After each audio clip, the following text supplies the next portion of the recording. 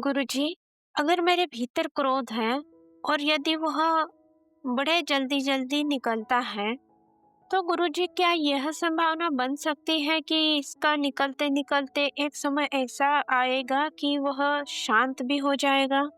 अगर आप किसी और पे प्रगट नहीं करोगे तो वो जो क्रोध की शक्ति है, आपके अंदर वो सकारात्मक शक्ति बन जाएगी। जितना भी काम, क्रोध, जितना भी विकार हैं, असल में बेसिकली तो ये सब शक्तियाँ ही हैं। वो नकारात्मक शक्ति है। नकारात्मक शक्ति अगर बाहर उसको नहीं निकालोगे, तो आपके अंदर धीरे-धीरे वो सकारात्मक शक्ति बन जाएगी। आपने देखा होगा जो बड़े लोग होते हैं ना, जब वो कष्ट में होते हैं तो एकांत में बैठते हैं। एकांत में इसलिए बैठते हैं कि अपनी शक्तियों को वो सकारात्मक शक्तियों में बदल सकें।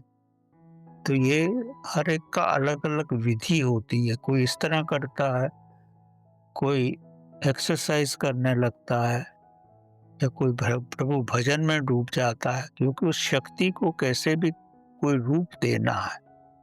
तो अगर किसी पे आप भी क्रोध कर लोगे तो फिर तो वो शक्ति बाहर निकल गई, फिर आपके कर्म भी बन जाएँगे। तो शक्ति को अपने अंदर रूपांतरण करो।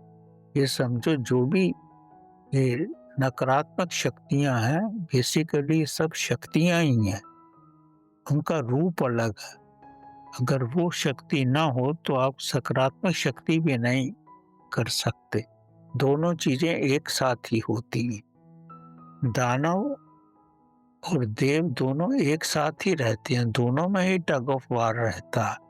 वो टग ऑफ वार से ही अमृत पैदा होता है। सारे श्वासों की प्रक्रिया ही यही है कि अमृत पैदा किया जाए। अगर एक ही फोर्स होगा तो आप दही से मक्खन नहीं निकाल सकते, दोनों तरफ चलना पड़ता है।